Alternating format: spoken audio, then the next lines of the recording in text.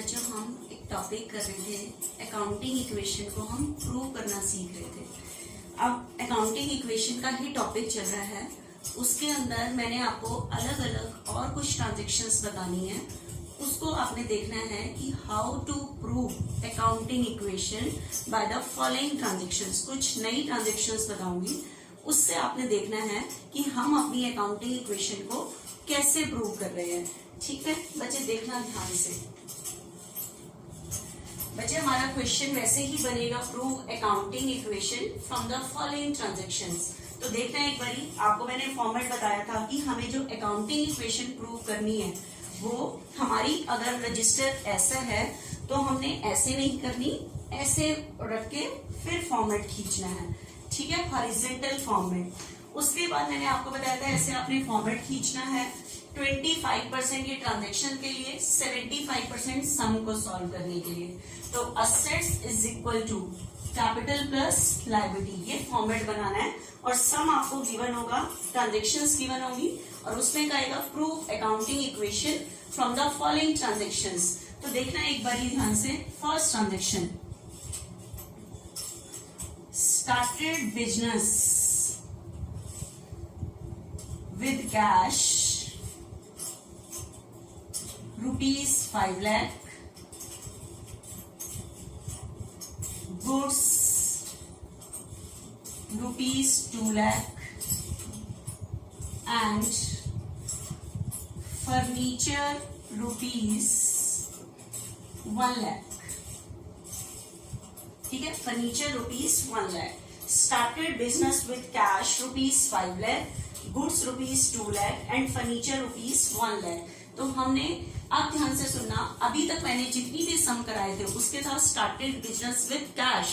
बच्चे जो ओनर है उसका मतलब ये नहीं वो सिर्फ बिजनेस में कैश लगाएगा। मान लो उसके पास बिल्डिंग है अपनी, तो वो बिजनेस में बिल्डिंग भी लगा सकता है। देखो, अगर वो कैश लगाएगा उससे हम क्या परचेज करेंगे? बिल्डिंग। उससे हम क्या परचेज करेंगे? फर्नीचर, मतलब गुड्स परचेज करेंगे। लेकिन उसके पास अपनी कुछ चीजें थी, उसने वही चीज बिजनेस में इन्वेस्ट कर दी। तो देखना, जैसे मान लो बिजनेस है, बिजनेस का ओनर है ए, जरूरी नहीं है ये बिजनेस में कैश ही लगाए, ये बिजनेस में कैश भी लगा सकता है, बिल्डिंग भी लगा सकता है, फर्नीचर भी लगा सकता है, गुड्स भी लगा सकता है। मैंने आपको जो कैपिटल की डेफिनेशन बताई थी, मैंने कहा था amount which is invested bye owner in business, that amount is capital and it may be in the form of kind. ये किसी आइटम, वस्तु की फॉर्म में भी हो सकती है, जरूरी नहीं है वो कैश लगाए। तो आज जो मेरे सम में आ रहा है, लेकिन जितनी भी रुपए की वो चीजें लगाता है, जैसे उसने कैश लगाया 5 लाख, बिल्डिंग लगाई 3 लाख, फर्नीचर 1 लाख,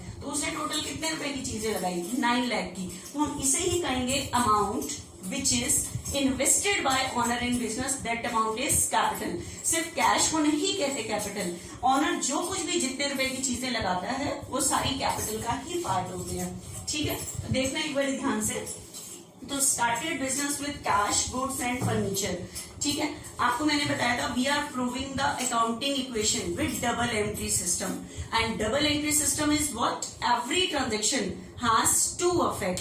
हर एक ट्रांजेक्शन के कितने अफेक्ट होंगे? डबल अफेक्ट होंगे। तो देखना, कोई चीज आ रही होगी तो कोई चीज जा रही होगी। Plus whenever you maintaining the accounts of any business, जैसे ही आप किसी बिजनेस के अकाउंट्स बना रहे हो तो think that you are the CEO of business. आप बिजनेस के सीईओ, आप बिजनेस में बैठ के सोचो what comes in, what goes out, क्या चीज बिजनेस में आ रही है और क्या चीज बिजनेस से जा रही है। Everybody is separated from business, हर एक व्यक्ति बिल्कुल बिजनेस से क्या है? सेपरेट है। ठीक है, तो देखना एक बार ध्यान से। स्टार्टेड बिजनेस विद कैश, तो स्टार्ट करते टाइम लगाता है ऑनर। इस बार ऑनर ने कैश नहीं लगाया, 3 चीजें लगाई है, कैश, गुड्स एंड फर्नीचर। तो ऑनर ने लगाया है तो बिजनेस में तीनों चीजें आएंगी और ये तीनों चीजें बिजनेस की क्या है? असेट्स हैं। तो देखना एक बार बिजनेस में क्या क्या चीज आ रही है? Cash plus goods plus furniture, 3 चीजें लगाई हैं। तो सबसे पहले तो ट्रांजेक्शन लिखो, started business, started business with cash, goods and furniture, इन 3 चीजों से बिजनेस स्टार्ट किया है। तो बताओ बिजनेस में कैश कितना आएगा? 5 लाख, गुड्स कितना आएगा 2 लाख, फर्नीचर कितने का आएगा 1 लाख। तो मुझे बताओ ये सारी चीजें किसने लगाई हैं, ऑनर ने। तो ये 3 चीजें बिजनेस में आ गई। तो ये नहीं सिर्फ इसको कैपिटल कहते हैं, ये जितनी भी चीजें ऑनर ने लगाई हैं। तो बताओ ऑनर ने टोटल कितने रुपए की चीजें लगाई हैं 8 लाख। तो amount which is invested bye honour in business that amount is capital. तो ऑनर ने टोटल 8 लाख रुपीज की चीजें लगाई हैं। तो कैपिटल में बच्चे आप 8 लाख लिखोगे, यहाँ का टोटल भी 8 लाख है और यहाँ का टोटल भी कितना है 8 लाख। और जैसे ही ट्रांजेक्शन के आपने, अब ये मत क्या देना 1 2 3 4 4 अफेक्ट, नो, ये 8 लाख और ये भी 8 lakh. Every transaction has 2 affect. जैसे ही ट्रांजेक्शन हो जाए you will draw the line. First time हम as it is वही ट्रांजेक्शन उतारते हैं, तो that's why we will write the old equation. बच्चे कैश मेरे पास 5 लाख है, गुड्स मेरे पास 2 लाख है, फर्नीचर मेरे पास 1 लाख है एंड कैपिटल इज 8 लाख। ठीक है, अब मैंने नेक्स्ट ट्रांजेक्शन बता रही हूं, ध्यान से सुनना। Next, purchase goods from Rahul rupees 1 lakh. Purchase goods from Rahul rupees 1 lakh.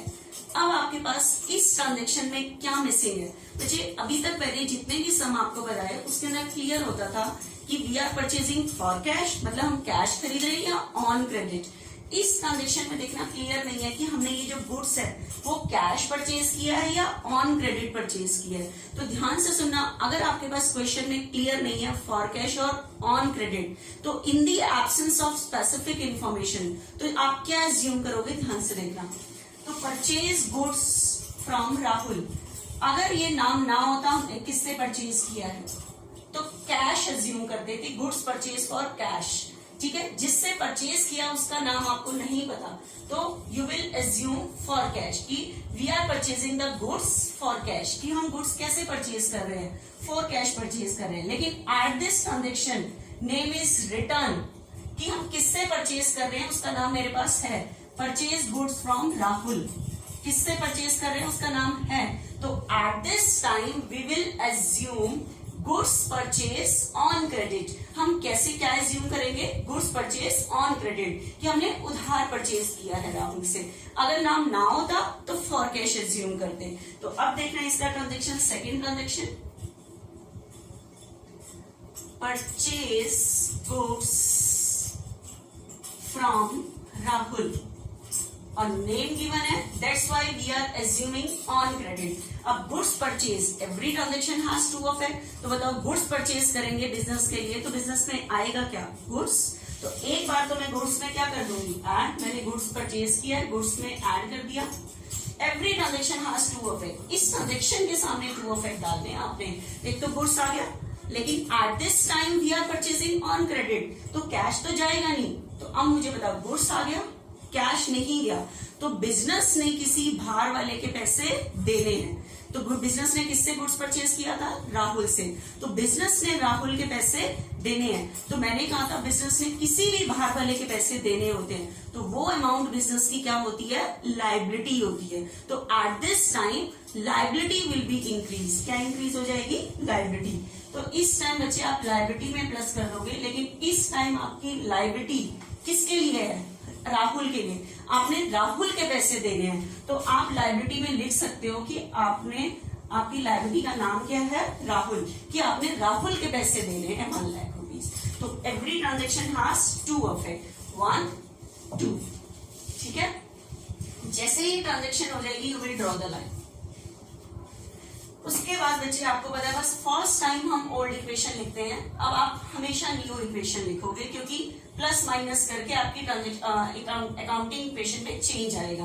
तो new equation, at this time no plus minus from cash, तो will write as it is. Cash आपके पास 5 लाख ही है, लेकिन गुड्स आपके पास हो चुका है 3 लाख। उसके बाद फर्नीचर आपके पास हो चुका है 1 लाख। ठीक है, there is no change in capital, right as it is 8 lakh. Liability आपके पास हो चुकी है 1 लाख। तो बताओ यहाँ का टोटल कितना है, 9 लाख, और यहाँ का भी टोटल कितना है 9 लाख। मतलब every transaction has true of it, और अकाउंटिंग इक्वेशन में यही प्रूव करना है, both sides always be equal. ठीक है, अब देखना next, cash deposited into bank ₹1 lakh.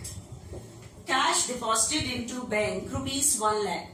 Business ने क्या किया है, कैश डिपॉजिट किया है। बच्चे आपने अपने आप को बिजनेस के अंदर बिठाना है। Everybody is separated from business. आपने सबको, मैंने कहा है कि everybody is separated from business. Business से हर एक व्यक्ति बिल्कुल बिजनेस से क्या है, सेपरेट। ठीक है, तो वहीं बैठ के सोचना है आपने क्या चीज बिजनेस में आ रही है और क्या चीज बिजनेस से जा रही है। ठीक है, वहीं पे बैठ के सोचो, क्योंकि you are the CA of business. आप बिजनेस के सीईओ, सबको बाहर मान लो बिजनेस से। वहीं बैठ के सोचो क्या चीज आ रही है, क्या चीज जा रही है। तो अब नेक्स्ट ट्रांजेक्शन आ रही है बच्चे, cash deposited into bank. Business में क्या डिपॉजिट किया है, कैश डिपॉजिट किया है। तो बताओ हम बैंक में कैश डिपॉजिट करेंगे तो बिजनेस से जाएगा क्या, कैश। एक चीज तो चली जाएगी cash. Third transaction, cash deposited into bank, cash deposit किया। तो बताओ every transaction has to affect. Business से चला क्या जाएगा, कैश। कैश में से तो माइनस कर दोगे, लेकिन कैश डिपॉजिट करने से कोई चीज आएगी तो नहीं मेरे पास। लेकिन आप मुझे बताओ, जो पैसे हम बैंक में डिपॉजिट करके आए वो हमारी क्या है, असेट, प्रॉपर्टी है। बैंक के पैसे भी मेरी असेट है। कैश तो चला गया, लेकिन अब मैं, मेरी असेट किस नाम से हो जाएगी, बैंक के नाम से। ठीक है, तो मैं असेट में यहाँ पे इंक्रीज कर दूंगी बैंक, कि बैंक में जमा हो गए ये पैसे, और बैंक के पैसे भी मेरी क्या है, असेट। तो मैंने असेट का नाम बढ़ा दिया 1 लाख बैंक के नाम से। ठीक है, तो हमने इस तरह से कर दिया, कैश तो चला गया लेकिन बैंक में आ गए पैसे, और बैंक के पैसे मेरी क्या होते हैं, असेट। तो every transaction has to affect. ठीक है, जैसे ही ट्रांजेक्शन हो जाए you will draw the line. Now new equation. अब बताओ मेरे पास से चला 1 लाख कैश चला गया, तो कैश मेरे पास 4 लाख। गुड्स में कोई चेंज नहीं है, गुड्स मेरे पास 3 लाख है। उसके बाद फर्नीचर में मैंने कुछ प्लस माइनस नहीं किया, right as it is 1 lakh. उसके बाद बैंक का बैलेंस मेरा कितना है, 1 लाख है। ठीक है, उसके बाद बचे कैपिटल में मैंने कुछ प्लस माइनस नहीं किया, एज इट इज। उसके बाद लायबिलिटी मेरे पास 1 लाख है। ठीक है, ये चीजें है मेरे पास। अब बताओ 4 और 3 7 8 9, यहाँ का टोटल 9 लाख और यहाँ का टोटल भी कितना है, 9 लाख। अब नेक्स्ट ट्रांजेक्शन देखना बच्चे, cash paid to Rahul, cash paid to Rahul ₹80,000। Cash paid to Rahul ₹80,000। कितना कैश पे किया राहुल को, 80। ठीक है, अब आप कहोगे राहुल कौन है, आपको ध्यान है हमने राहुल से गुड्स परचेज किया था। राहुल मेरी लायबिलिटी है, मैंने राहुल के 1 लाख रुपीज देने थे। ठीक है, eight this time I am paying only ₹80,000। तो कैश पेड टू राहुल ₹80,000। मैंने राहुल की कितनी कैश पेमेंट की, 80,000। तो आप यहाँ पे ट्रांजेक्शन लिखोगे, पेड कैश टू राहुल। किसको पेमेंट किया है, राहुल। ध्यान रखना, राहुल को पे करना कोई मेरे लिए एक्सपेंस नहीं है कि मैं कहूं कैपिटल में से माइनस कर दो। राहुल बच्चे मेरी लायबिलिटी है। इस सम से पहले कुछ बच्चों ने मुझसे पूछा था, एक दिन रेंट पे कर रहे थे, तो रेंट पे करना मेरे लिए एक्सपेंस था। तो मेरे पास से कैश जा रहा था लेकिन कोई चीज आ रही नहीं थी, तो मुझे वो सर्विस मिल रही थी। तो इस एक्सपेंस को कौन सफर कर रहा था, ऑनर। लेकिन at this time it is not expenses, we are paying to Rahul, और राहुल मेरी कौन है, लायबिलिटी है। तो अब ध्यान से सुनो, राहुल को पे करने से क्या होगा, एक तो मेरे पास से क्या चला जाएगा, कैश 80,000, एक तो मेरे पास से कैश चला जाएगा। लेकिन मेरे पास आएगा क्यों नहीं, क्योंकि मैं राहुल की पेमेंट कर रही हूँ। अब ध्यान से सुनो, मैंने राहुल के कितने रुपए देने थे, 1 लाख। अगर मैंने राहुल के 80,000 पेमेंट कर दी, ठीक है, तो बताओ मेरी लायबिलिटी क्या हो गई, डिक्रीज। अब मैंने राहुल के 1 लाख नहीं देने, सिर्फ 20,000 और देने हैं, तो मैं अपनी लायबिलिटी में से क्या कर दूंगी, डिक्रीज कर दूंगी। तो इस टाइम में राहुल को जो मैंने 1 लाख देने थे उसमें से मैंने 80,000 लेस कर दिए। अब बताओ मैंने राहुल के कितने और देने हैं? 20,000। तो लायबिलिटी में से डिक्रीज करेंगे बच्चे, ठीक है। जैसे ही ट्रांजेक्शन हो जाए लाइन ड्रॉ कर दो।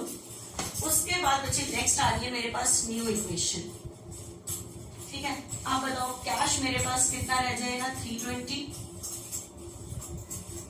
There is no change in goods 3 lakh, no change in furniture 1 lakh, no change in bank balance as it is, जिसमें कुछ प्लस माइनस नहीं है एज इट इज उतार दो। उसके बाद no change in capital 8 lakh. उसके बाद बताओ राहुल के मैंने 1 लाख देने थे, 80 मैंने पे कर दिए। तो अब मुझे बताओ मेरी लायबिलिटी कितने रुपए की रहेगी? 20। अब मैंने राहुल के सिर्फ 20,000 और रुपीज देने हैं। तो बताओ यहाँ का टोटल कितना है? 820। और यहाँ का भी कितना है? 320, 3 लाख 620, 720 और 820।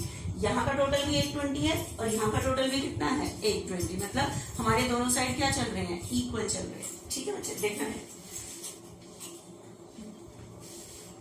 उसके बाद बच्चे नेक्स्ट मेरी ट्रांजेक्शन आ रही है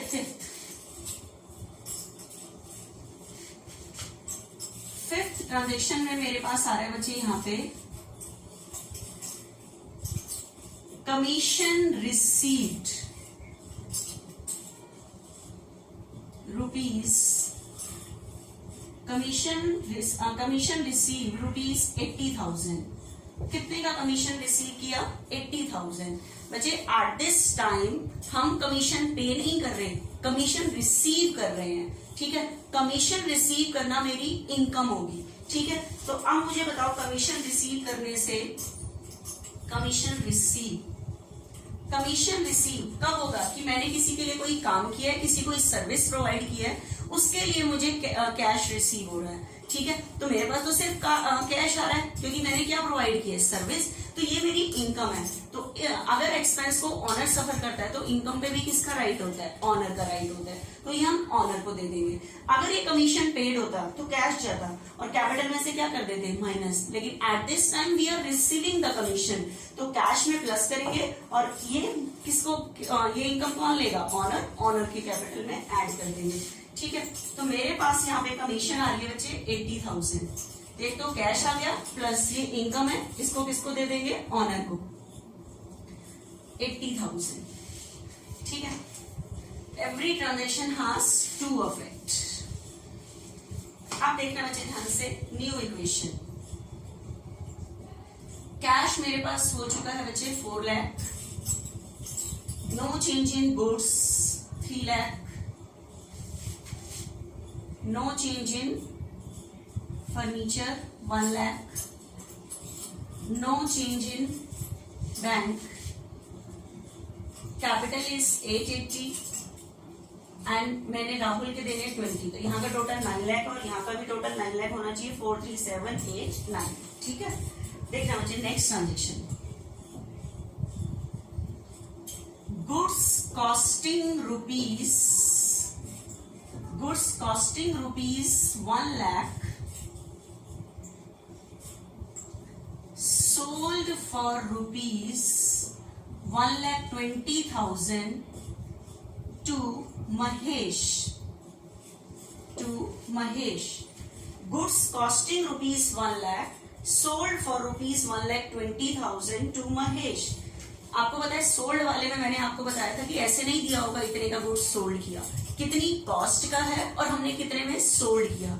कॉस्टिंग होती है जितने में हमने कोई चीज परचेज की है, ठीक है। सेलिंग प्राइस होता है जितने में हम कोई चीज क्या कर रहे होते हैं? सेल कर रहे होते हैं। तो at this time transaction is that goods costing rupees 1 lakh sold for rupees 1,20,000 to Mahesh. अब आपके सामने यहाँ कंफ्यूजन होगा कि मैम फॉरकास्ट सोल्ड कर रहे हैं या ऑन क्रेडिट सोल्ड कर रहे हैं। तो जो मैंने परचेज का रूल बताया था as it is in the absence of specific information. अगर आपके पास ट्रांजेक्शन में स्पेसिफिक इन्फॉर्मेशन नहीं है कि चीज फॉरकास्ट सेल हो रही है या ऑन क्रेडिट सोल्ड हो रही है, अगर इसके बाद यहाँ लिखा होता फॉरकास्ट तो सोचने की जरूरत नहीं थी, इसके बाद लिखा होता ऑन क्रेडिट तब सोचने की जरूरत नहीं थी। लेकिन इस ट्रांजेक्शन में आपके पास लिखा नहीं है फॉरकास्ट या ऑन क्रेडिट। तो अब क्या करेंगे बच्चे इसके अंदर? अब ध्यान से सुनना। अगर यहाँ मेरे पास जिसको सेल कर रहे हैं उसका नाम नहीं है, तो फॉर कैश अज्यूम करते हैं कि गुड्स सोल्ड फॉर कैश। अगर नाम है तो ऑन क्रेडिट अज्यूम करेंगे। तो इस टाइम आपके पास लिखा हुआ है गुड्स सोल्ड टू महेश, ठीक है, नेम गिवन है कि किसको सोल्ड कर रहे हैं, तो इस time you will assume on credit कि हम जो गुड्स सोल्ड कर रहे हैं वो ऑन क्रेडिट सोल्ड कर रहे हैं, ठीक है। तो अब ऑन क्रेडिट का इफेक्ट आना है। Goods costing ₹1 lakh sold for ₹120 to Mahesh. तो अब गुड्स सोल्ड करने के हम इफेक्ट देखते हैं। बच्चे गुड्स सोल्ड करने से बताओ क्या होगा। गुड्स सोल्ड करने से गुड्स जाएगा, लेकिन बताओ गुड्स है कितने का, 120 का, लेकिन मैं सेल कितने में कर रही हूँ, 120 में सोल्ड कर रही हूँ, ठीक है। तो गुड्स सोल्ड करने से मेरे पास ध्यान रखना, गुड्स जो जा रहा है वो कॉस्ट प्राइस पे जाता है, ठीक है। तो गुड्स में से तो माइनस करोगे 1 लाख, गुड्स में से मैंने माइनस कर दिया, लेकिन मुझे बताओ मैंने सेल कितने में किया है, 120, लेकिन ऑन क्रेडिट सोल्ड किया है। तो गुड्स तो चला गया, लेकिन कैश नहीं आएगा, because at this time we are selling on credit. तो किसी व्यक्ति ने हमारे पैसे देने हैं, तो हमने गुड्स किसको सोल्ड किया है, महेश को। तो महेश ने हमारे पैसे देने हैं, और मैंने कहा था जिस व्यक्ति ने बिजनेस के पैसे देने होते हैं वो हमारा कौन होता है, डेटर होता है। तो हमारे डेटर का नाम क्या है इस टाइम, महेश। तो महेश ने हमारे पैसे देने हैं, तो बताओ महेश को मैंने कितने का सोल्ड किया, 120 का, ठीक है। गुड्स तो चला गया, गुड्स में से माइनस कर दिया, लेकिन कैश नहीं आया। तो किसी व्यक्ति ने हमारे पैसे देने हैं, जिस व्यक्ति ने हमारे पैसे देने होते हैं वो हमारा कौन होता है, डेटर। और डेटर बिजनेस की क्या होती है, असेट, ठीक है, ठीक है।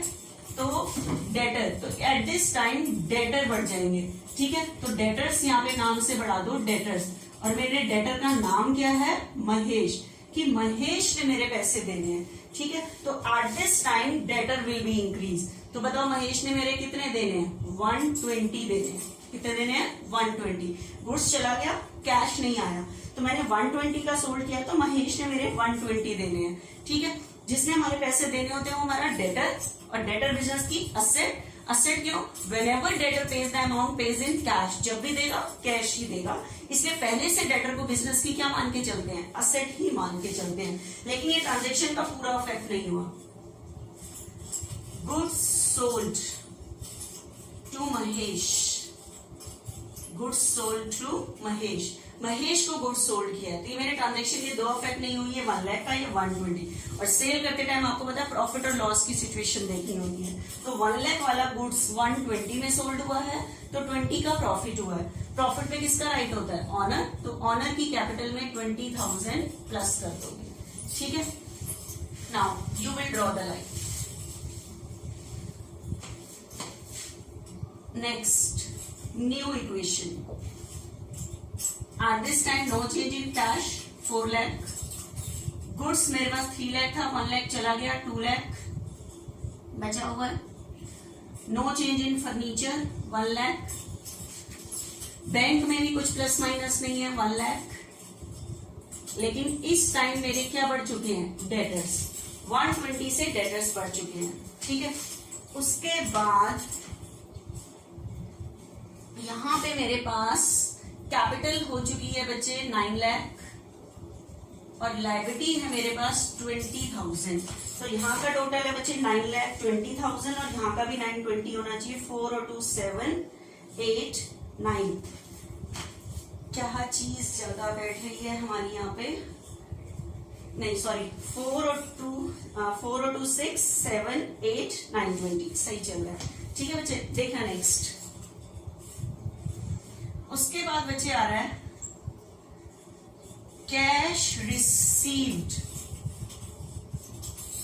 From Mahesh, cash receive from Mahesh ₹20,000।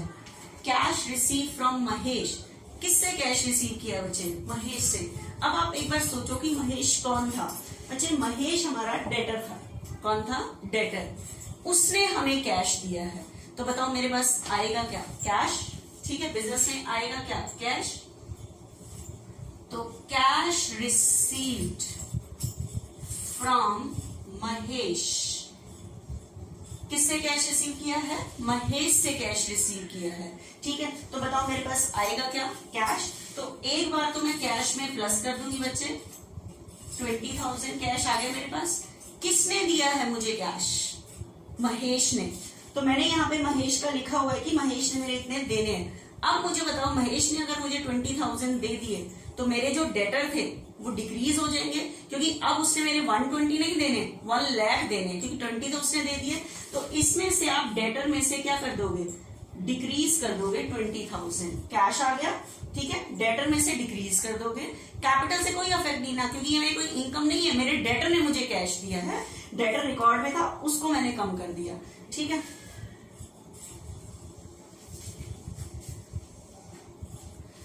उसके बाद बच्चे नेक्स्ट है न्यू इक्वेशन। कैश मेरे पास 420, गुड्स मेरे पास 2 लाख, फर्नीचर मेरे पास 1 लाख ही है। उसके बाद बैंक का बैलेंस मेरे पास है 1 लाख, डेटर मेरे पास 1 लाख, कैपिटल में कोई चेंज नहीं है 9 लाख, और प्लस लायबिलिटी मेरी 20 रह गई है। तो देखना 4, 6, 7, 8, 9, यहाँ का टोटल 920 और यहाँ का टोटल में कितना है 920। तो दोनों साइड बच्चे हमारे क्या चल रहे हैं? इक्वल चल रहे हैं। Both sides always be equal, ठीक है। तो हमें अपनी अकाउंटिंग इक्वेशन में यही प्रूव करते जाने हैं कि both sides always be equal, ठीक है बच्चे। देखना नेक्स्ट ट्रांजेक्शन।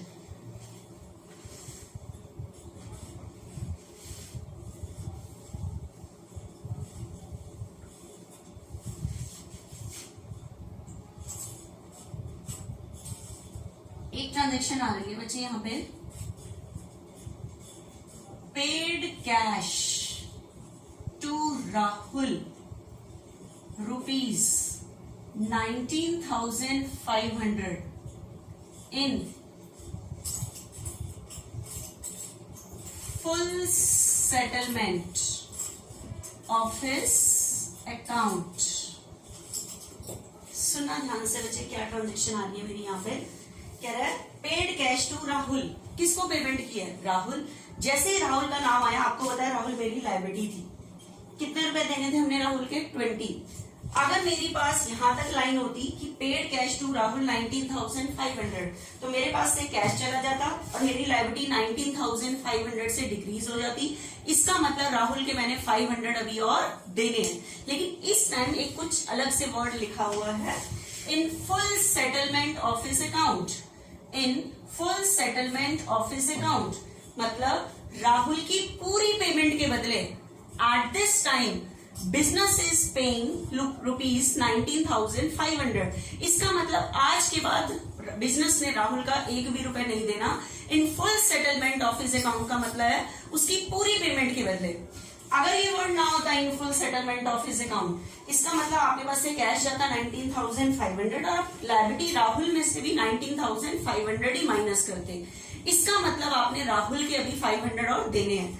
लेकिन इस टाइम एक वर्ड है in full settlement of his account. In full settlement of his account का मतलब है इसकी पूरी पेमेंट के बदले at this time we are paying only rupees 19,500। मतलब आपने 500 रुपए उसके और नहीं देने, हमारा अकाउंट ही खत्म हो रहा है उससे। तो अब इसका इफेक्ट क्या होगा? तो बताओ, राहुल को हम कितनी पेमेंट कर रहे हैं? 19,500। पहले तो ट्रांजेक्शन लिखो, paid cash to Rahul, paid cash to Rahul, यहां शॉर्ट करके आप लिख देना in full settlement of his account. तो बताओ मैं कितनी कैश पेमेंट कर रही हूँ? एक तो मेरे पास से कैश जा रहा है बच्चे 19,500 कैश जा रहा है मेरे पास से, ठीक है। Eight this time I am paying only rupees 19,500। Cash चला गया और मेरी लायबिलिटी डिक्रीज हो जाएगी। लेकिन अब बताओ लायबिलिटी में से 19,500 लेस करूं। अगर मैंने लायबिलिटी में से 19,500 लेस किए तो ऐसा लगेगा मैंने 500 रुपए अभी और राहुल के देने हैं, जबकि एक वर्ड है in full settlement of his account. In full settlement of his account का मतलब है आज के बाद मैंने राहुल का एक भी रुपए नहीं देना। तो मतलब एक भी रुपए नहीं देना तो मेरी लायबिलिटी तो बिल्कुल खत्म होनी चाहिए। तो लायबिलिटी में से पूरे खत्म कर दोगे 20, क्योंकि अगर आपने लायबिलिटी में से 19,500 लेस किए तो ऐसे लगेगा आपने राहुल के अभी और देने हैं, ठीक है, तो लायबिलिटी में से पूरा खत्म करोगे यहाँ पे 20, लेकिन कैश आपके पास से जा रहा है 19,500 क्योंकि उसकी पूरी पेमेंट के बदले at this time business is paying only rupees 19,500। ठीक है, कैश इतना जा रहा है लेकिन लायबिलिटी पूरी खत्म हो रही है। लेकिन फिर आप कहोगे ये दो फैक्ट तो मैम पूरे हुए ही नहीं। ठीक है, तो अब मुझे बताओ ये मेरे लिए प्रॉफिट है या लॉस है? बिजनेस के लिए प्रॉफिट है या लॉस है? मैंने किसी के 20 देने थे और उसकी पूरी पेमेंट के बदले I am paying only rupees 19,500, तो मुझे 500 का प्रॉफिट ही हुआ, मैंने कम पेमेंट की है। ठीक है, मतलब हमने ये किया कि पूरी पेमेंट के बदले सिर्फ इतना ही दे रहे हैं। ठीक है, ये नहीं कि 500 और देने ही इतने हैं। ठीक है, तो ये मेरे लिए प्रॉफिट हो गया। तो बताओ प्रॉफिट पे किसका राइट होता है? ऑनर का। ठीक है, ऑनर की कैपिटल में ऐड कर दोगे 500 रुपए। ठीक, जैसे ही ट्रांजेक्शन हो जाए लाइन ड्रॉ कर दो। उसके बाद बचे ये मेरा लास्ट चल रहा है, तो अब मैं कर देती हूँ इसे फाइनल इक्वेशन के नाम से। Final equation. ठीक है, देखें एक बार मेरे पास कैश कितना बचा हुआ है।